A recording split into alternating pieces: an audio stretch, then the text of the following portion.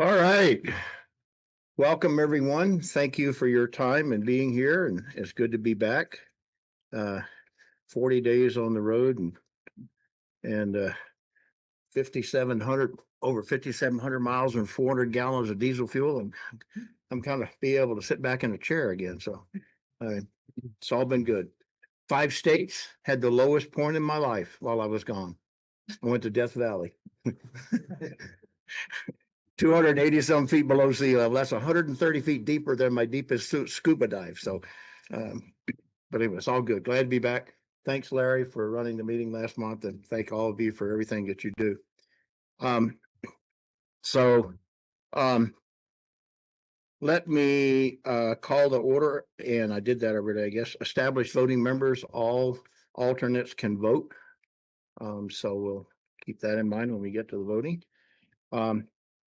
And let me just make a couple opening comments before we get into the agenda. Just an update. I know that we discussed last month and there was some questions about Brandy and Brandy's on and being city council and whether that was allowed and all that kind of stuff. So there's been a lot of back and forth between Jennifer Ivey, the board lawyer, and Rick, and I've been included on some of those conversations or a lot of those. So just an update. There's nothing that prevents Brandy from being on in any of our bylaws, restrictions from the board or the CAC in any way. We've checked with Chairman, City Councilman Brian Resley of the RTA board. He is okay with it, does not have any problems. He's checking with other council members and whatnot. Brandy has received an email from Brian saying she's still on the CAC from his standpoint. Rick and I have no problem with it. So just wanted to give you an update. We haven't heard any feedback from all the city council or any other county commissioners. We don't expect any. She's a citizen when she's on this committee, not a council member. She has every right to be there and do that. And personally, I really appreciate her contribution. Her time as a city engineer for Fountain is most like the kind of work that we do here in RTA. I know there's a lot of engineers. I'm not putting anybody down, but she's been here, done this, and so I appreciate everyone's comments, but just wanted to give everybody an update on the Brandy situation. So if anyone has any feelings one way or the other that you want to express, just do it after the meeting. We'll talk about it. All right. All right. Do I have a motion to approve the agenda as presented? Thank you. A second? Mr. Chair, Yes. I would second, but I would also ask at our April meeting, we went long and we ended up asking, presenters after the Manitou session to be brief. And I feel like these people have responsibly put their information in for the packet ahead of time. Now we have a third of the Manitou packet has been revised yesterday afternoon. Given our scenario last meeting, for this meeting, I would ask that item 6D be moved in the agenda order to after 8B, so that all of our other business is conducted. And then if we need to cut something short, it would be the Manitou project that's been revised. That takes more time. So you're saying you're suggesting moving 6D down below 8B? Yes, sir.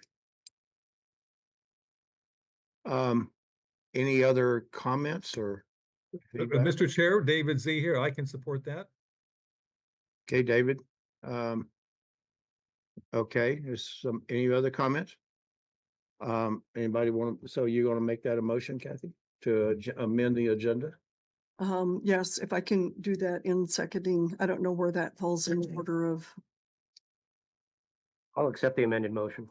Okay, so we have a motion to move and second from Kathy to move Manitou Springs discussion on 6D to follow 8B. Is all those in favor? Aye. Any opposed?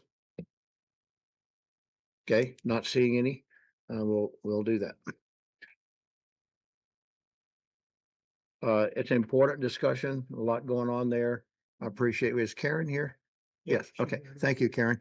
I did not meet you last month, so there's been a lot of work done there and a lot of history there. So we want to make sure we get it right and discuss it. So good point.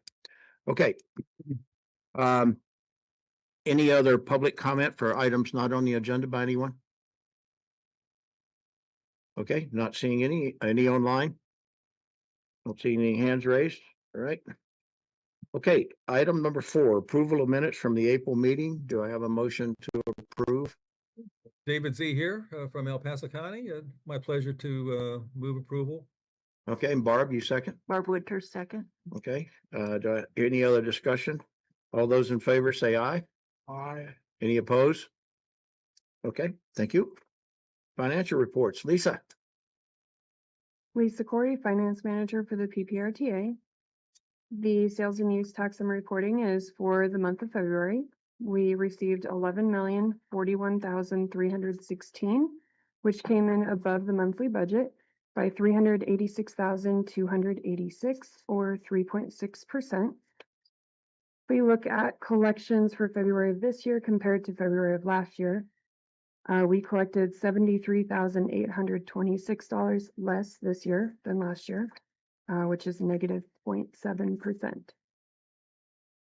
Any questions? Any questions for Lisa? We'll see what next month brings. Yep. Any questions? No questions? Not seeing any online? Okay, thank you, Lisa. Yep. Item number 6, capital maintenance and public transportation contracts, City of Colorado Springs. Gail. Yes, thank you, Mr. Chair. Gail Sturgeon with the City of Colorado Springs. I'm going to go through item 6A first, which is a capital line item transfer. As you can see in the memo that was included in your packet, it has 2 tables where we're requesting bundles of line item transfers. The first one is, table 1 is to reallocate unobligated PPRTA 2 traffic program funds to the 8th Street project, which is an A-list capital project that we'll be having going out to bid soon. As you can see from the memo, we will be pulling out from the 4 traffic programs: congestion and incident management, intersection improvements, roadway safety and traffic operations, and traffic signal upgrades, in a total amount of $1,691,000, and putting that all in the 8th Street project. I will mention on the intersection improvement project or program, of the $726,000 that's shown on the memo, $500,000 of that was always earmarked for that project to do signal upgrades. So it was always intended for that project. So that's table 1. The second one on the back side, well, for me it's the back side. Table 2 talks about taking $1 million out of the Tut Boulevard Extension project, which that construction is complete. We are in the final stages, though, of settling a possession and use land use agreement, but we are fairly comfortable where that's going to land financially, and actually hoping to be able to bring it to you in June. So we know which contingency is still available there. So we'd like to pull $1 million out now and put that into the Galley Road over Sand Creek Bridge Replacement Project, which is in construction, and there's some additional change order work that we would like to do with the contractor, and that is in the amount of $1 million. Any questions on the change or the line item transfer that I've presented? Anybody? I got just on the program funds that where you're taking money out of on this, to transfer over to 8th Street. I remember there was, on several of those projects, there was a fairly large number of carryover from last year into this year. I mean, into the tens of millions in some cases. I'm assuming you're gonna you're gonna spend some of that, you're gonna carry it over. How is this transfer affect what you plan to do in those programs? So this is money that we currently did not have allocated. So we know that it does not have a plan, it doesn't have an existing or a planned encumbrance. Okay. So we want to be able to put that in the A-list projects to be able to deliver those. Specifically to your carryover point, and it's good for us to address this a couple times a year because we see, particularly in the roadway safety and traffic operations program, if you go and look at what we had at the end of 24, there was still about 10, I can't remember the exact number, but it's probably about $10 million Yep. that were in there. But a lot of that was obligated construction contracts that had just not been spent. So when you get reports from Lisa, that is the actual spend. It does not reflect the obligations we've already made or contracts that have been approved by the CACR board. Does that answer your question? Yeah, Jim? it does. And you're right. It is a good reminder that when we look at the financial reports, they represent what's been paid, not what's been obligated and spent. So. Yes. Okay. Good. All right, Larry, Jim? Gail, question on table 2 on that transfer for the Tut Boulevard to Galley Mhm. bridge. Is that project running quite a bit over the original estimate? Not necessarily for the work that was originally planned. Because there are some things that have come up that we want to be able to add in, so we want to have other funds available, and I still want to carry a contingency on this project till it gets to completion. But the duration of that project has lengthened because of the extensive fiber optic work that needed to be coordinated on that defense line that runs in Galley. And then Colorado Springs Utilities also came in and did a water line project with it, so it just extended, but Colorado Springs Utility is paying for their portion of it. But we do have some other things that we want to do, but in particular related to the channel around the bridge and crossings there. Can you be a little bit more specific as far as what $1 million would go for? We've had, well, some of it is additional time, so additional time for traffic control, additional time for erosion control measures. We're looking at potentially doing some additional channel stabilization there on the downstream side of the bridge. I actually think the $1 million is probably excessive, to be quite honest with you, but I like to carry some contingency in these projects through construction. This project's anticipated to be done late this summer. And when it is, we'll be working on the closeout, and then we'll be taking those monies, and my intent is to move those funds to likely South Academy, either South Academy or the Fontanero Bridge. So I don't plan on spending all that money, but I like to have it available if the project needs it in the budget process. Okay, thank you. Any other questions for Gail on line item transfers? Okay, you want to go to 6B? Well, Mr. Chair, you need to take Oh, action on I'm that. sorry. Thank you.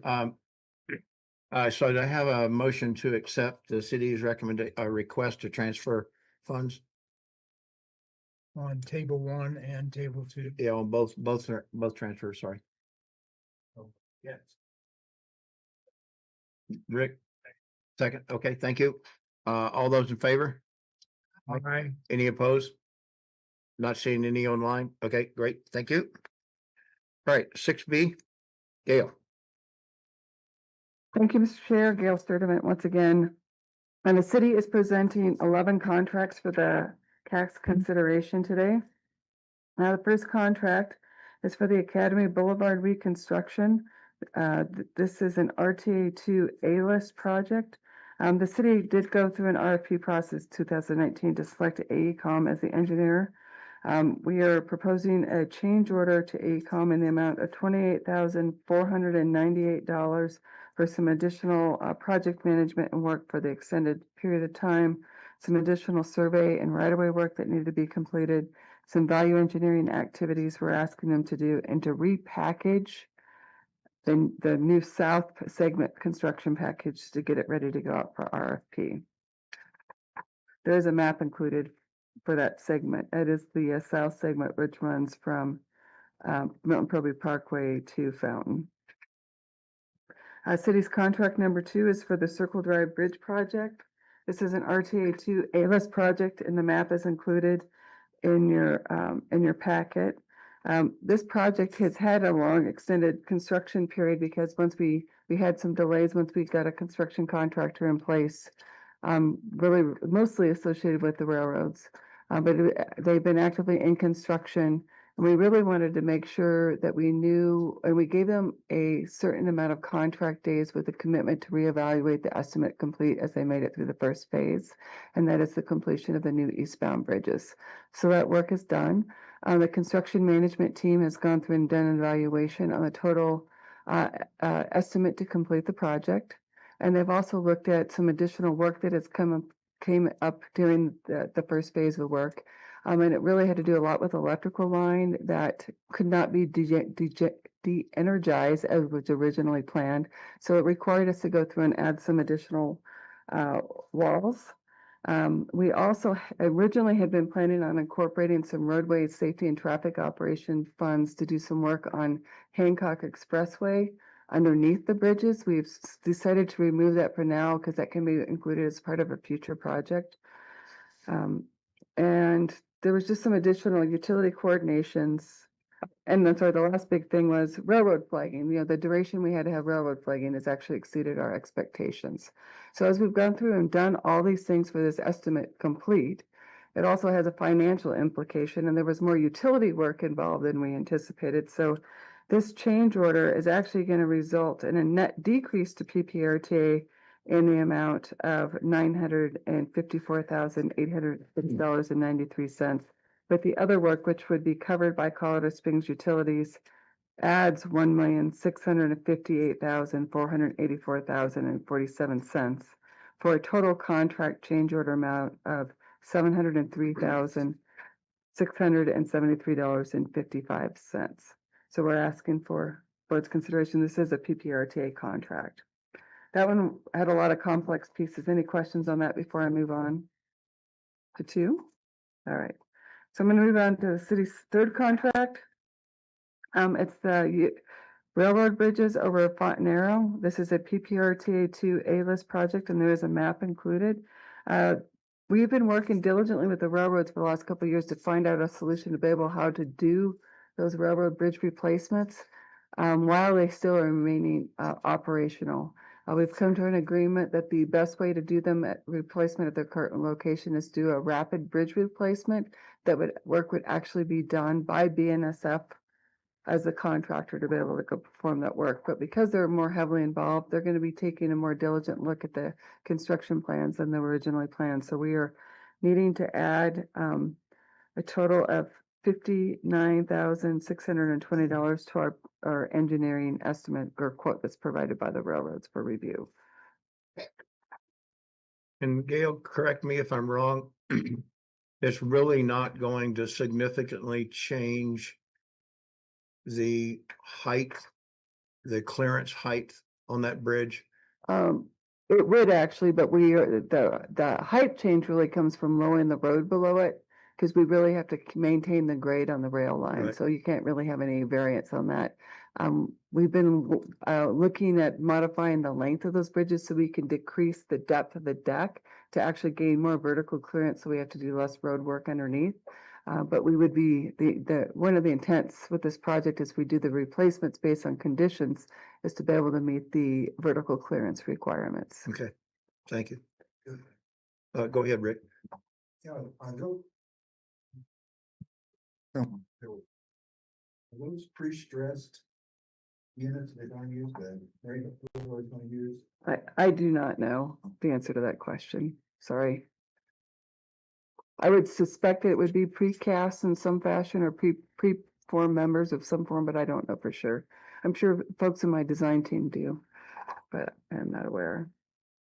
And we're really just getting started with this particular approach. We've just gotten the railroads really to agree in this fashion and the outages. So when they do this, kind of interesting, it will be kind of cool, but each of those rail lines, there are 2 there. Each one will be out for 5 days. That's really the only window they can, and they'll use a secondary line while the one line's being worked on, and then they'll switch. So when that gets closer, it will be cool. I'm sure we can give more of an update to describe how that's going to happen. All right, I'm going to move on to the city's 4th contract. This is a combination of the Marshall Road improvements and the Dublin Boulevard improvements. Both are PPRTA 3 A-list projects. A map is included. This is specifically for the Dublin or phase 3 of the Dublin improvements or phase 3 of the Mark Shuffle Road improvements. Last month, I brought you a construction contract to do the early work. This is the full construction contract to complete the work, which is in the amount of $13,603,117.72 with Kramer North America. City's fifth contract is for the PPRTA 2 A-list trail program for the Pikes Peak Greenway. This money would be used to complete the engineering for a branch line, and I know it says ranch in this table. I realized that today that the spell check must have changed branch to ranch. I apologize, but it's a branch line that really connects the Santa Fe Trail and Monument Creek there along Mark Dabbling. So that's an engineering contract for Mueller Engineering in the amount of $15,860. City's sixth contract is Hancock sidewalk improvements. There is a map included. This is would be funded underneath the city's traffic program for roadway safety and traffic operations to serve as local match for grant funds that have been received. This would be focused on some engineering effort needed to do some additional improvements, accessibility improvements at the Hancock and Boychuk intersection.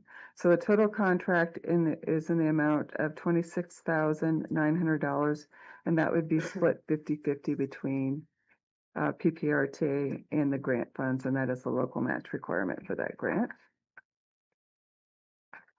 Contract number 7 is for the South Academy Avenue signal replacements for Ramona and St. Elmo. This is really a companion project we were working on for the PPRTA to I-25 Nevada Tejon corridor improvements.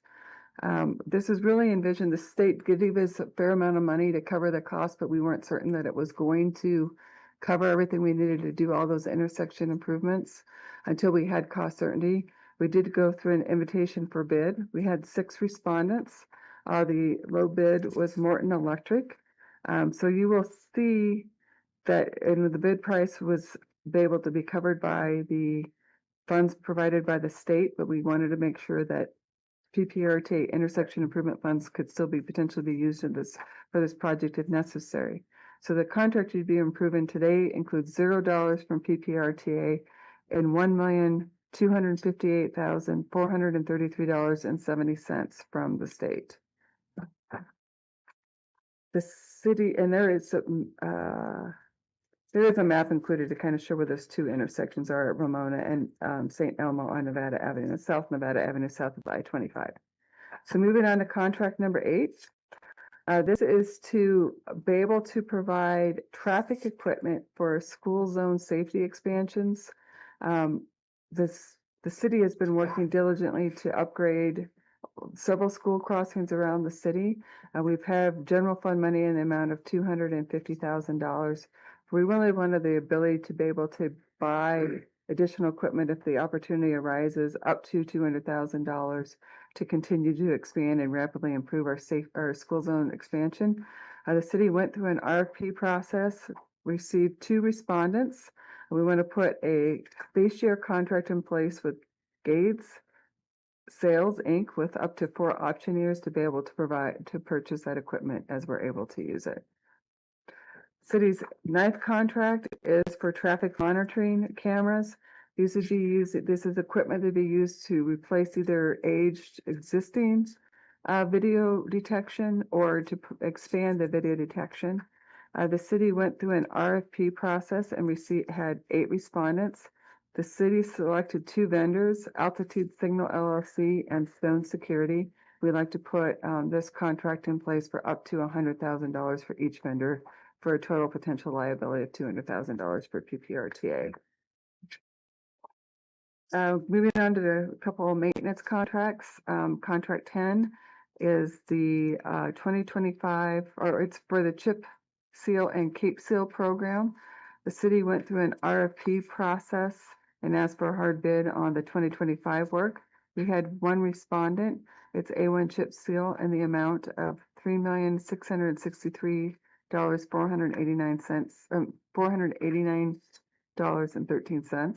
I do want to say this is a 1-year base contract with up to 4 option years. And contract 12 is another maintenance program. It's a city seal program. Again, the city went through an RFP process. We had 2 respondents. We selected A1 chip seal for a base contract with up to 4 option years. And the 2025 contract would be in the amount of $1,470,752.82. So those are the city's 11 contracts for your consideration. I'd be happy to take additional questions. Gail, I noticed, are you guys still doing a crack seal program? I believe we are, yes. I just didn't see that. This is maybe a question that's not necessarily related to your contracts, but is on a road where they've got cracks and you hear, and you get the thump dump when you ride across these things. Mhm. If you're gonna come in and do a slurry or a chip seal or something on that, is part of that filling those cracks before they put the new surface down? Yeah, most often, I would say in every case, that's really what the intent is. We brought contracts in the past for that wide crack mitigation. So that's, for you talked about Yeah. that thump thump, and most often those are wide enough cracks that we're going and digging out. It's usually a foot or sometimes wider depending on what the nature of the crack is. Digging out the material, recompacting it, putting new material in and sealing those joints. And then when they come through and do some kind of maintenance application, whether it's the slurry seal or crack seal, or even if it's mill and overlay, that they would do that in advance. Okay. Same thing with just larger pothole areas where they're having stabilization areas, or do something similar. Okay, thank you. Any other questions for Gail? Anybody online? Yes. Oh, and Brian Wilson said we have a very robust crack seal program. See, I knew that there were, say, this is what the phone a friend thing is right here. Dave's got his hand up. Dave? I do. Thank you, Gail. As always, great job. Keep up the excellent work there, as always. Hey, a question on the cameras. There's been a lot of discussion lately, and maybe some of you have seen it as well, about the cameras that a lot of governments, I'll just pick on Denver because they're one of my favorite cities to pick on. They're so opposite from us. They are unplugging so many of their cameras, although, as you may be aware, many of the cameras that Denver's bought are the LPRs, the license plate readers. And I guess my question is, these are hopefully, and that's my question, I didn't see any detailed information there. Are these the LPR cameras that Denver just spent millions on and they're now unplugging, or are these standard detection These are cameras? yeah, great question, Dave.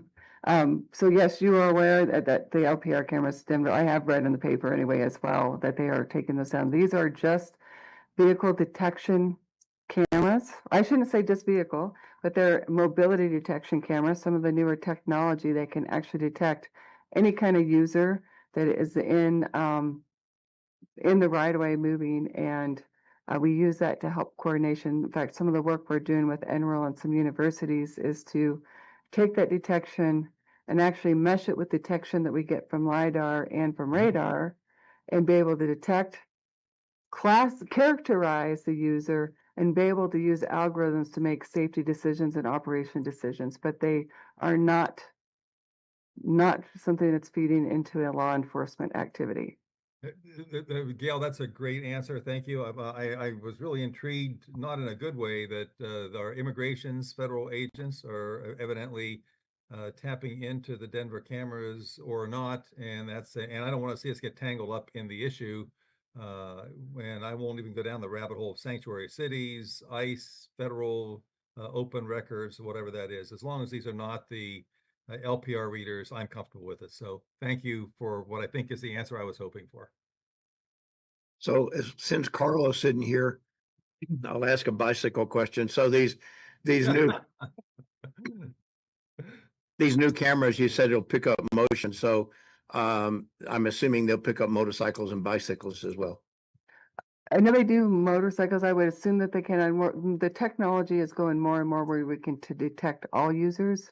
I would defer on a case by case basis which ones they are picking up. But the way with the the movement we are trying to do is to have it detect anyone making movement in the right of way, but they're in the viewfinder or the view of the camera and be able to characterize and help inform traffic operation decisions. Yeah, it's So just I would think frustrating because- sitting there, yeah. and wait, frustrating sitting there waiting for a light to change on a motorcycle and it doesn't, the camera doesn't pick it up. Well, and you know, this technology is evolving all the time, but yes, Right. this, and some of, frankly, just the old cameras are just, they're dying on the vine. Right.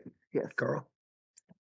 Yeah, thank you for that. Just a quick clarification question. So are these cameras used to trigger lights at intersections, or is it you're trying to collect data on usage and the right of way by different Well, I think, modes? right, so they detect, if it's basic, boy, you guys are really tapping my knowledge of it. But I will try to do my best to explain at least how I understand it, but at a minimum, the detection is to trigger signal changes Okay. when it's set to, in that mode to be able to do that. Sometimes our signals are set, even if they have video detection, that they're just on a time system. And other times they're set in a mode where they change based on detection only. So that is the minimum functionality we'd be looking for. Karen, I don't know, is this a good description? Oh, so the most advanced and where we would like to go is where we, again, can make this broad-based detection of all movement within the right of way and feed it into a system to be able to help us make informed operational changes. And we're doing some demos on that, but we're not, that is a growing technology. We're actually one of the leaders in the country on that.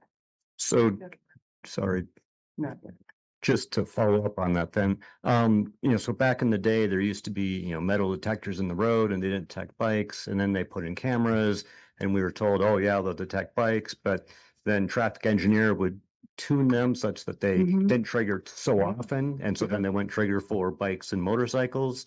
And I regularly submit GoCos I'm in the tickets same for boat that. as you. And in fact, So hopefully these do. Uinta would not change for a bike to save its life for the longest time. And that's a Right. bike lane, by the way. Right. Anyway. So hopefully these do detect bikes and that we tune them properly, because yeah. it's an issue for people trying to get around. Well, one of the things too is we modernize those cameras. All that technology has gotten better and better. So hopefully, yes, we don't have those problems in the future. Thank you though. And I appreciate you putting the work orders in, because sometimes they don't know what they don't know, right? And so it really is important for us to be able to improve the system based on cases that folks put in and they do an investigation. So we'll dedicate the last part of that conversation to Carlos. So there we go. If you tell him. And thank you to the chair for prompting me. Yeah. All right, any other questions for Bill on the city's projects? All right, do I have a motion to approve the city's request as presented? All right, Rick, second? Okay, second, thank you. All those in favor, say aye. Any opposed? Not seeing anything online. All right, motion carries. 6C, El Paso County, Josh? Good afternoon, Josh Palmer, County Engineer. The county has a single contract to bring before you today. So this is a utility reimbursement agreement to Black Hills Energy, the amount of $49,756.01. And this is for Phase B of the Highway 105 project. So this is paying to relocate the utility that exists within our right of way and has an easement to exist there. So the project has a responsibility, a financial responsibility to pay for its relocation. And it runs along the south side. There's a map in the packet. It runs along the south side of Highway 105, and the relocation would move it further away from 105 and reconnect to the existing leg. What road is that? On Convoy Way. So that's the sole contract that the county has. I'm willing to answer any questions.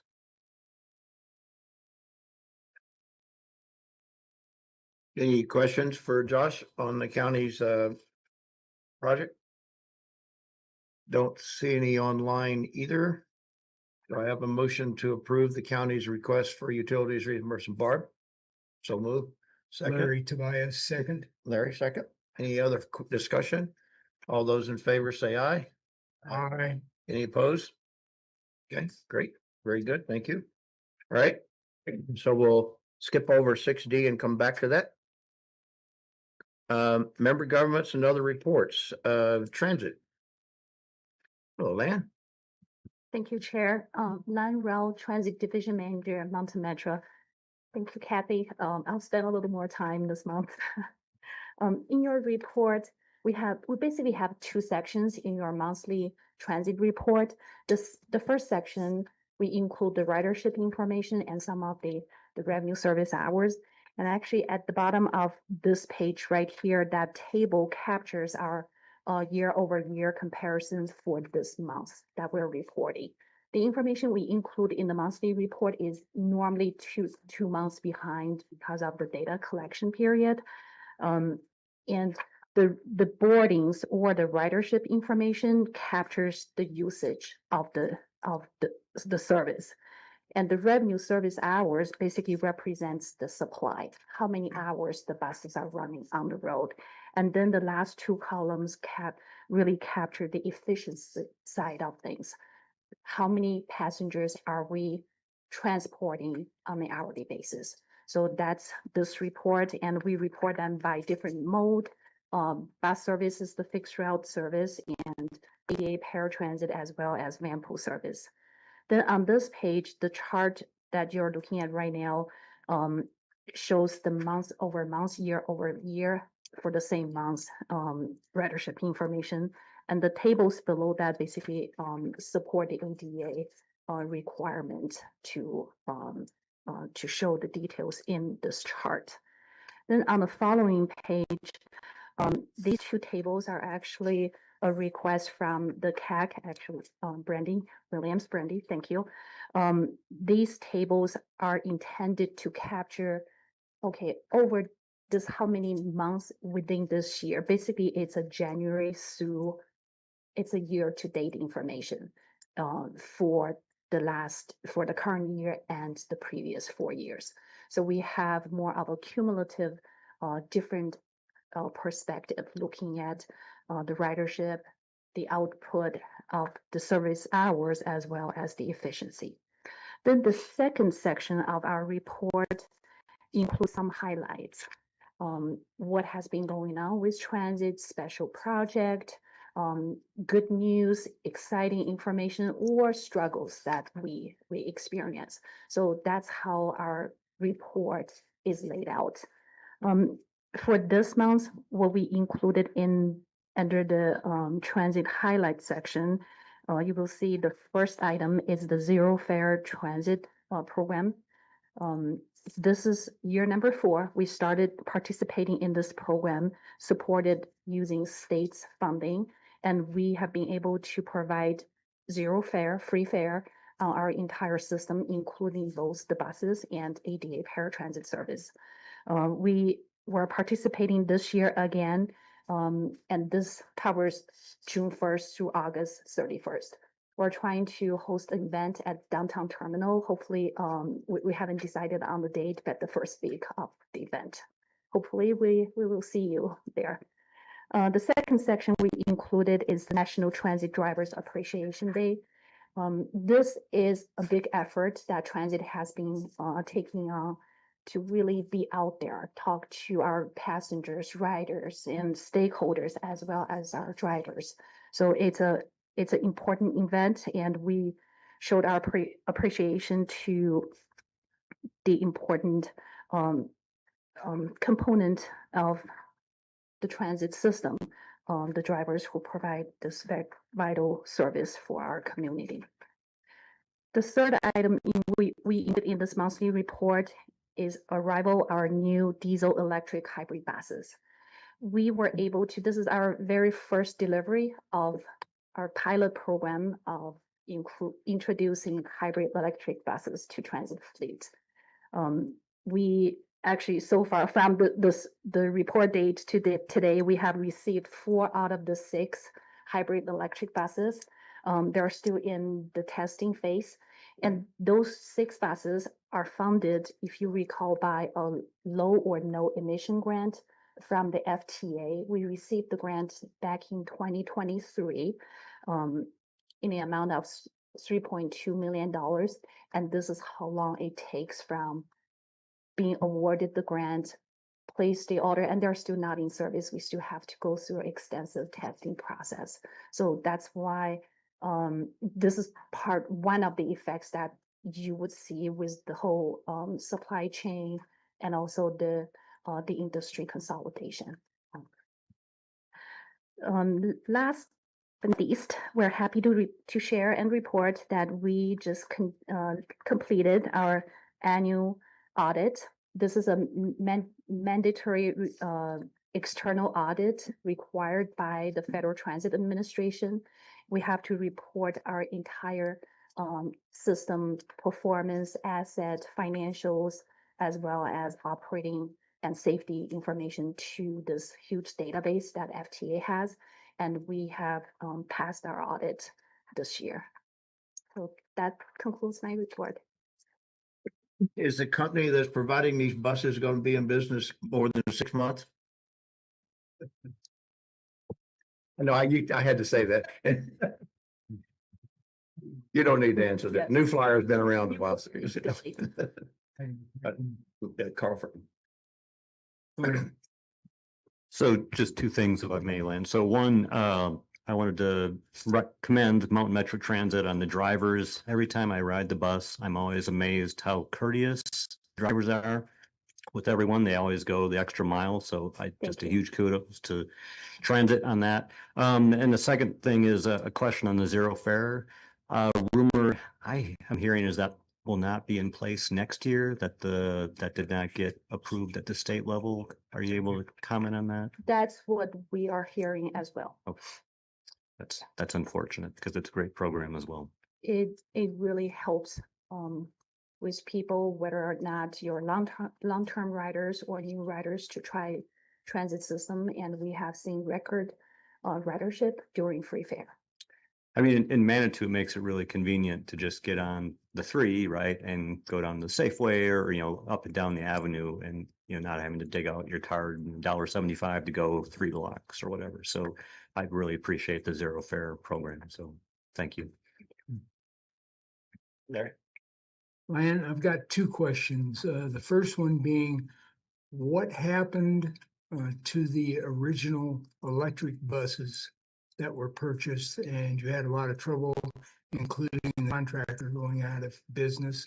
And second question being, how is the driver shortage at this particular time? Is it getting better or worse, about the same? I'll answer the first question first. Transit purchased 4 electric buses from PPRTA a few years ago, and they have not. This is not a successful pilot program for us. We were able to purchase 2 of the 4 buses using FTA competitive grant. The other 2 were funded using the Volkswagen settlement funding from CDOT. Today, 3 buses are parked. 1 is running, not providing reliable service. We have been having trouble getting any support from PPRTA, who filed for bankruptcy, and we have been facing a lot of challenges getting those vehicles repaired and to operate. That's one of the reasons we're moving away from electric vehicle pilots to hybrid, which is a more reliable, proven technology. The second question about driver shortage, things are getting better. We have faced both vehicle and driver shortage challenges in the last few years, and the canceled trips have been decreasing significantly. We were looking at providing only 93 to 94% last year or a couple of years ago, and we're looking at about 99%. So it's still happening. It's rare. And also the gap in between, okay, we're canceling, we're missing this trip, to, oh, we found another driver, we were able to run that service, provide that service. The gap of that time is getting smaller also. So it's improving. We're not completely out of the woods yet. All right, thank you. Bart? And I just had a couple questions about the hybrid buses. Twofold. What would you say is the average physical cost per unit on one of those vehicles? And where is New Flyer manufactured? The average cost inclusive of all the equipment that we need inside the buses, I think we're looking at anywhere between $920,000 to 950-ish, in that range.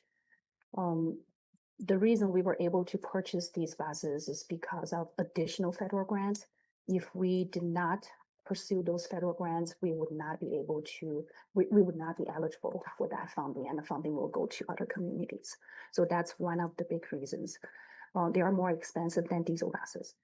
The second part of the question, New Flyer, I believe those buses are manufactured in Minnesota. Yeah, we have to meet very stringent Buy America requirement, and we have to go through a pre-award Buy America audit as well as a post-delivery Buy America audit by third-party contractors. Thank you. Welcome. Any other questions for Lan? Good report, Lan. Good I data. have, Kathy. Oh, Kathy, I'm sorry. that's fine. Len, going back to the van pool program, 535 commuter trips, is that each way or is that a round trip?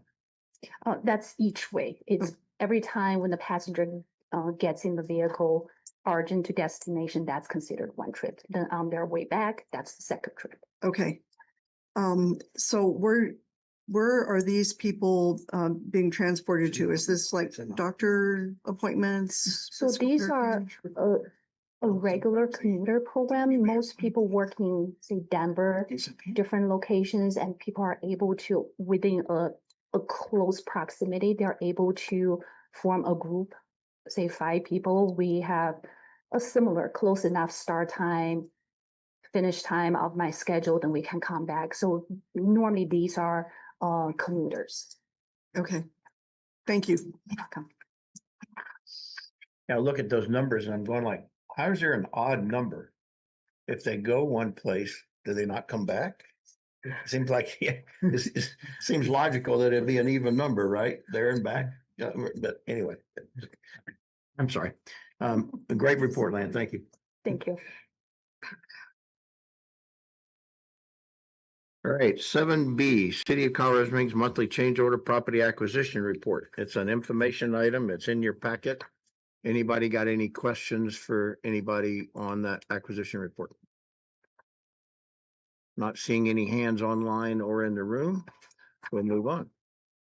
7C, Powers North reimbursement update.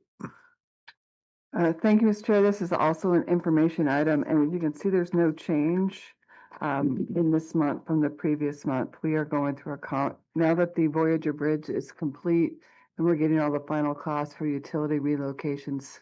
We're actually going through and doing a whole audit to make sure we have the costs distributed properly between PPRTA and Colorado Springs Utilities. So you will see a pretty significant update next month because we also have several engineering contracts that you haven't seen previously that are allowable reimbursement expenses, plus the result of that audit effort. Okay. Thank you for continuing to update us on that.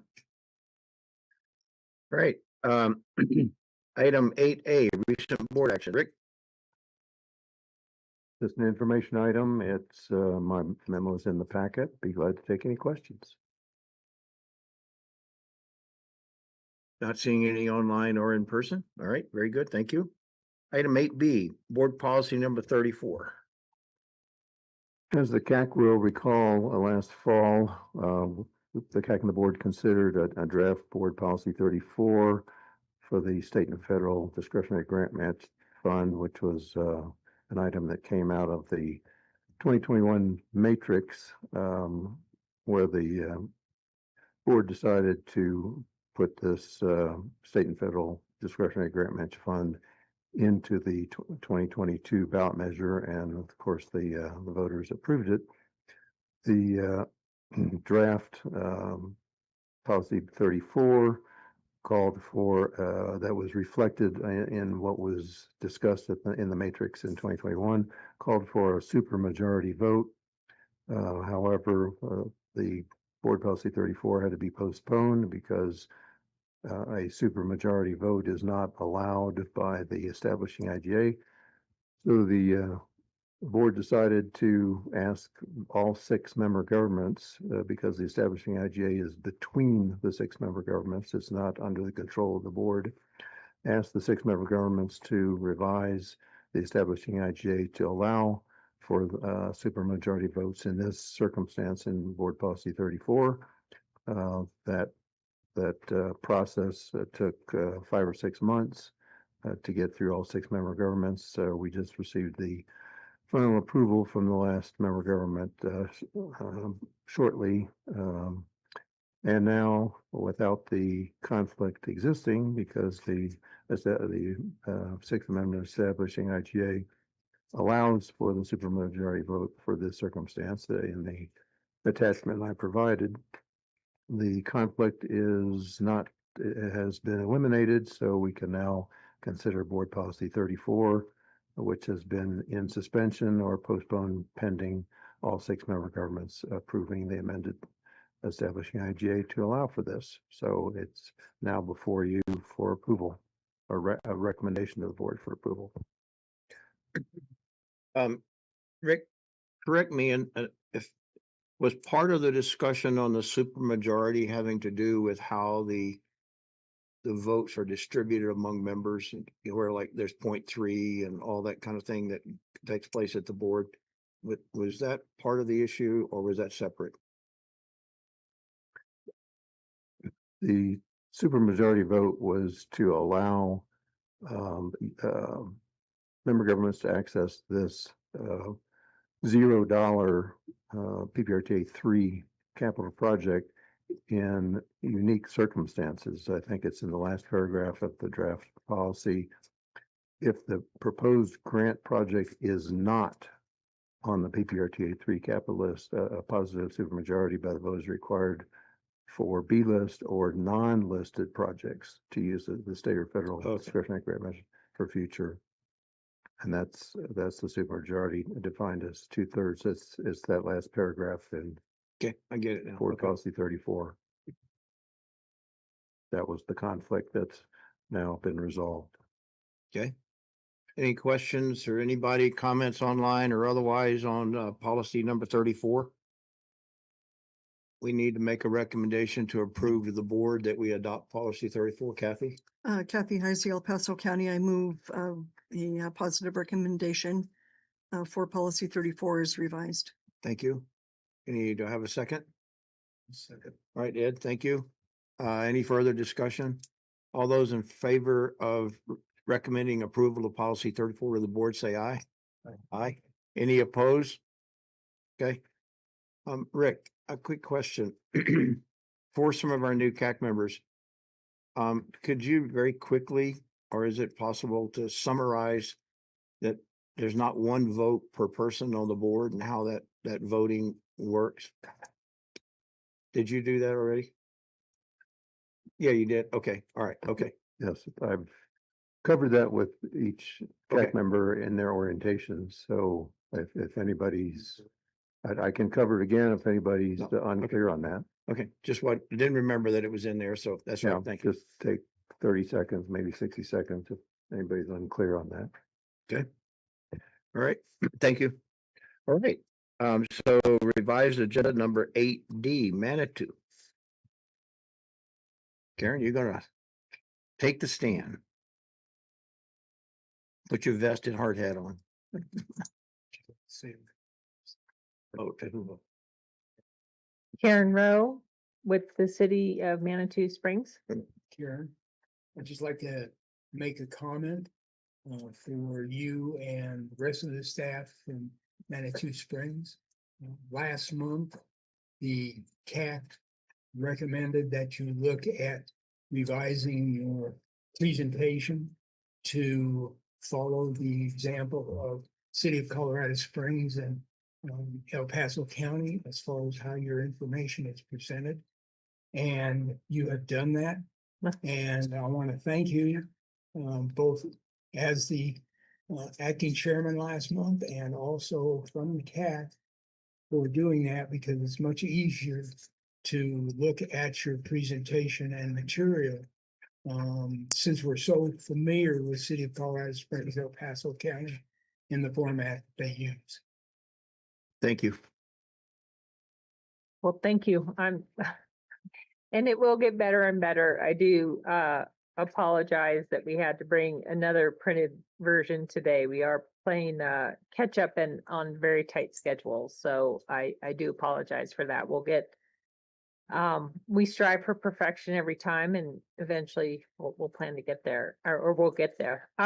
So just some announcements though from City of Manitou Springs. So I'm a consultant being hired as a project manager as the representative right now for PPRTA and a few other things. However, they have hired a new city engineer. It's Ben Schmidt. He comes directly right now from Wilson and Company. However, he was the city engineer for Woodland Park. He will start Monday, May 12th with the city. So that's exciting. He had, I don't think Woodland Park is part of PPRTA, so he'll be coming up to speed. I'll still plan to stay on board with the city as a consultant for a little while. But you know, he's familiar with the area and especially PPACG items. However, Roy Cheney is no longer with the city as their public works director and deputy city administrator. So that's as of today. He's no longer with the city. Does everybody have the new packet? Okay, and so I just wanted to let you know those city announcements. So I'm here, Karen Rowe, as a representative for the city. I also have Aaron Ringsred, who is the project manager on Hiawatha. So like you said, I do have a summary of the asks here and have contract numbers that should be referenced in the memos. So items 1 and 2 are from what we heard last month. And what we heard last month was, and I'm just going to summarize what happened last month, is these contracts were not approved last year. The invoices have been paid, the work has been done. They were not approved by the PPRTA board before the work was done with the city. So that's why we're bringing them forward. The other complicating factor about these two contracts in particular is that the scope and the billings were mixed in between what PPRTA would pay for and what is not eligible under PPRTA. So we did have 4 contracts last time. Contracts 3 and 4 were 100% PPRTA eligible. Those you approved, the board approved. They're no longer here. Contracts 1 and 2, we're bringing back. Last time we made our best guess at an approach to how to split out those scope that work was eligible, not eligible. What we heard at the meeting last month was we need something a little more clear and a little more precise on how you break those out. And somebody suggested like square footage or area. So that's the approach we took. So what it is that if you look at it from an aerial standpoint, there's a building in there. It's called the Pavilion. It was previously dance hall also. That's about 10% of the surface area. So if any of the work that was done was kind of on the site, then we said, okay, 90% of that is PPRTA eligible. If it was structural scope, we said 26% of that's eligible. And the reason why is the square footage of the buildings, 26% is bathrooms, which we said was mobility hub eligible. And then the rest of that 74% was dance hall or pavilion. Then there's just a few items in there, if you look in the memo, that are like 50-50 split, like cost estimates. So again, the logic behind that is all in there. It's, you know, we can keep going back and forth as to how we split this, but we did our best based on the advice given to us last time. And so that's what you see being asked for under contract 1 and 2 with the Hiawatha Mobility Hub. And again, this is under PPRTA 2 capital. So that's historical contract ask. So I'm going to pause there and see if there's concerns or questions about the approach or the amount of funds being requested. Okay. Kathy? On your design option 2 is what I'm looking at here. There's an area for interactive sculptures. Yes. I would think that the design of the layout for that would be PPRTA. The actual cost of the sculptures would be not PPRTA. Is that Exactly. okay? So And that it's would in be moved concept. completely from Yes. any split Yes. estimate. For any future estimates. And you'll see with contracts number 3, 4, 5, and 6, we're much more clear on what is eligible and what is not. Okay, So, thank you. yeah, good question. Thank you. Any other questions at this point? Okay. Press on. Okay, so, contract numbers 3, 4, 5, and 6, and like I put in the memo, the city's moving forward with what's called CMGC approach, meaning that you hire a contractor, construction contractor to work with the designer. In this case, it's an architect / engineer. You know, they have engineering firm as a subcontractor or subconsultant for them. And so the contractor is Frazen Pittman. And if you look at the memo, what's not clear on the summary sheet is there's a phase 1, phase 2, phase 3, phase 4 of this mobility hub, Hiawatha. And really phase 1, phase 3, and phase 4 should be PPRTA eligible. Phase 2 is about the pavilion and the building, and the city is not going to come to PPRTA to request any reimbursement on phase 2. So, and they are also breaking out, like with Frazen Pittman's, he's going to provide construction costs working with the architect for phase 1, phase 3, and phase 4, and that's at $11,250. And these were all just recently negotiated, and that's one reason why that amount changed from when I submitted the package to now. That caused you getting the extra sheets now. So that's the only thing that's really changed in terms of the dollar amounts from the original submittal to this one is that amount. It was 7,500. It's now 11,250, and it includes phase 3 and phase 4. And so phase 1 or phase 1 with the architect, which is David Partnerships Architects, will be like the full design to get it to construction. So that's why you see such a large amount there. At 255,426.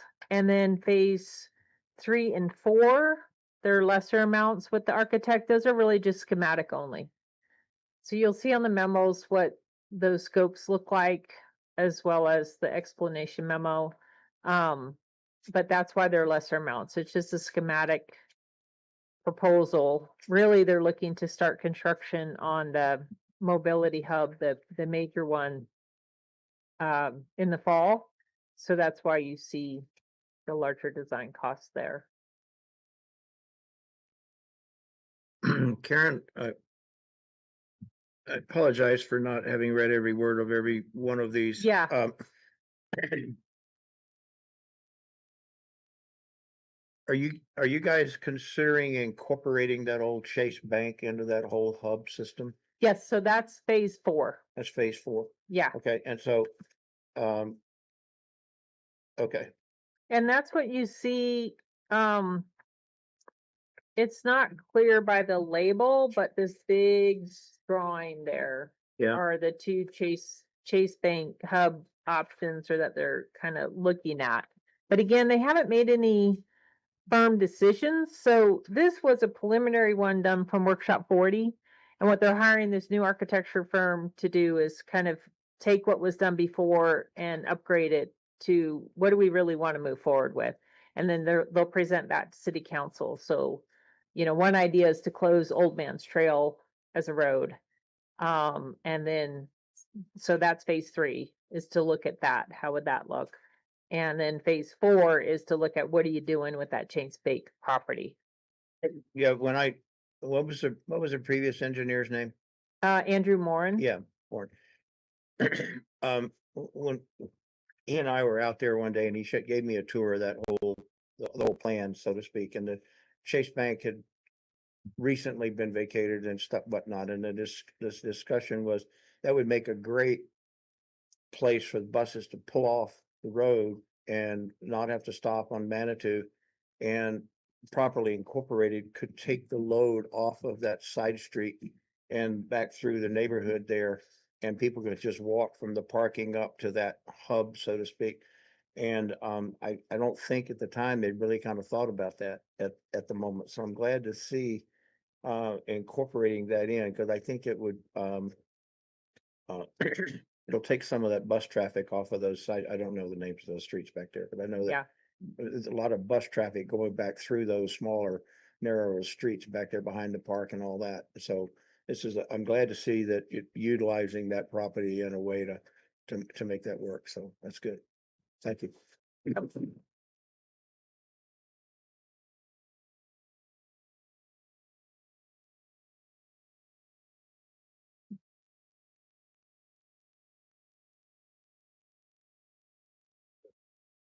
Okay, so no more questions on that. Contract 7 um is under the PPRTA 3 maintenance. And so this contract has been approved by city council already, and they'll start work as soon as PPRTA board approves it and we get that contract signed by PPRTA.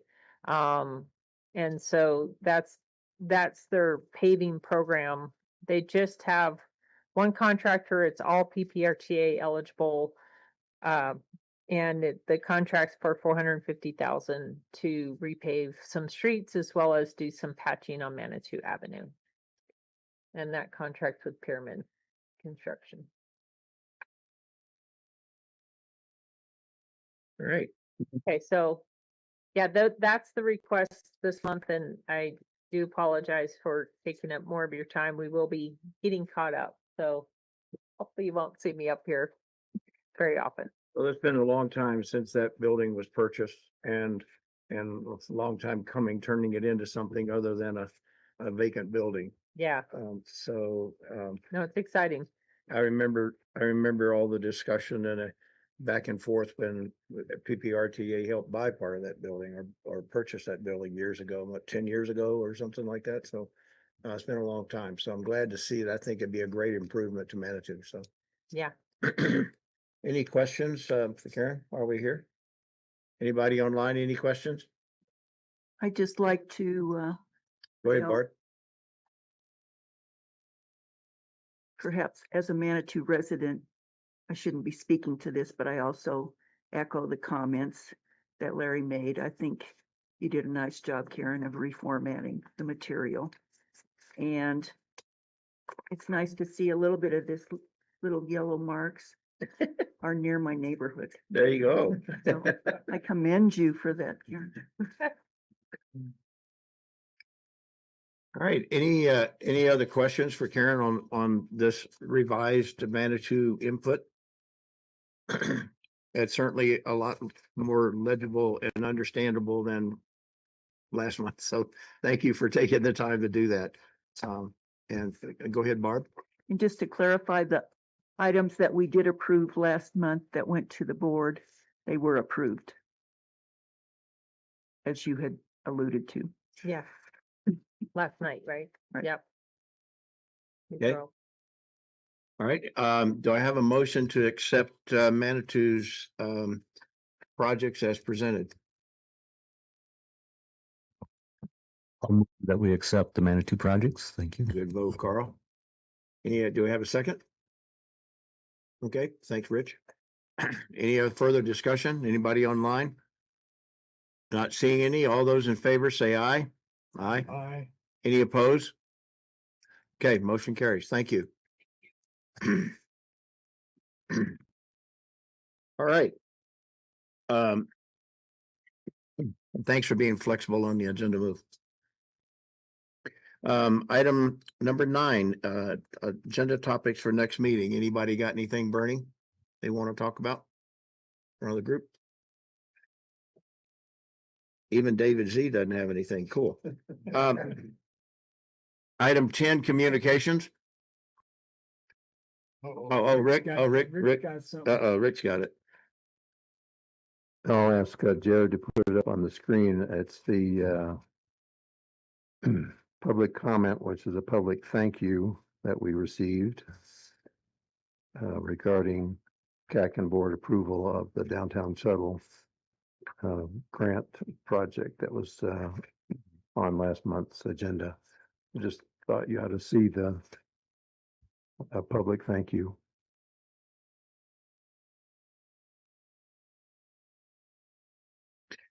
Yeah, it'll be nice as that comes along. So I understand they're negotiating or in some kind of phase of that right now. So that'll be good to have a new project down there. All right. Any other questions? Communications, anybody want to choose? Carl? Jim, just one more point on that topic. So I'm actually attending the Kono Neighborhood University. And I was in a discussion with another class member about riding the bus. And interestingly, related to the communication Rick just shared, her statement was she didn't feel comfortable riding the bus because of the downtown station. She didn't feel safe. And so, yet another voice asking for some improvements there. So I know that's easy to say and hard to do, but just, I think there's people that would be interested in using it if it was cleaner and safer. So thank you. Yeah, I was on that committee that studied 8 different sites, 6 to 8 years ago, a long time ago. And in terms of, it was a long, very exhaustive study with city staff and engineers to try to make it a multi-hub event down near the rail track so we could get that passenger rail and all that if that ever materializes. So it'd be real interesting to hear what the final design and location and all that stuff. Now, I think they've defined the location. Now you're working on some other stuff, and Gail can't say anything. I will say that we're actively looking to purchase property that could be used for a transit center, and we're in some tricky negotiations right now. Okay. Yes, go ahead.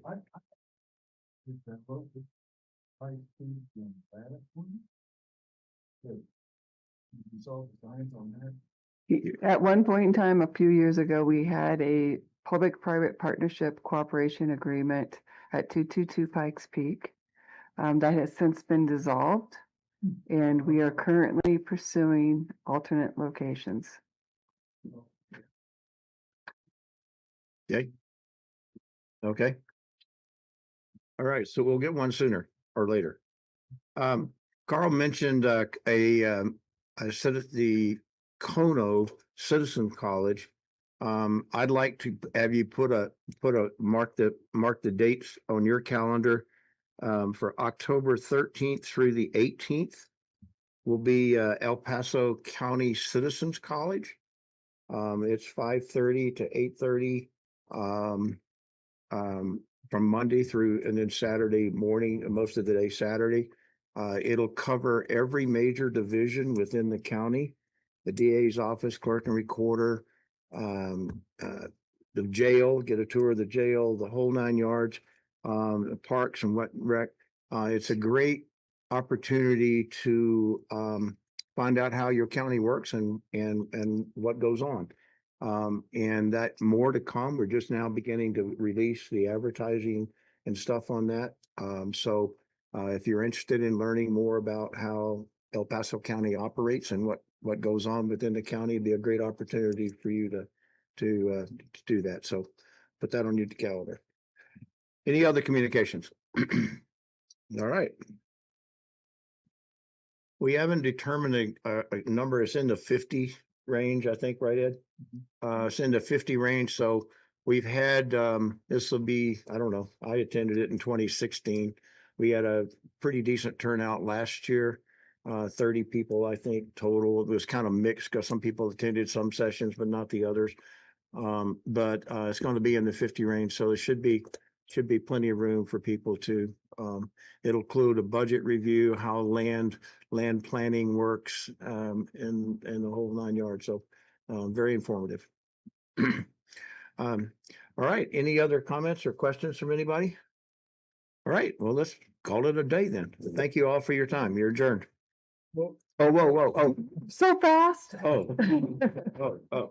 No, I just wanted to share, this is super fast, for the PPRTA two A-list project that is the 8th Street improvements, there is actually a public open house this evening Oh. at the Norris Penrose Event Center from 5:30 to 7, if you'd like to attend. And if you want more information on that project, or if you want to sign up for newsletters for that project or any of the others, you can go to the city's website, coloradosprings.gov, and then /project, so you can see the project there. And in this case, just 8th Street. So thank you. Yep, thank you, Gail. Thanks for a reminder. Okay, with nothing else, we're adjourned. Thank you all for your time.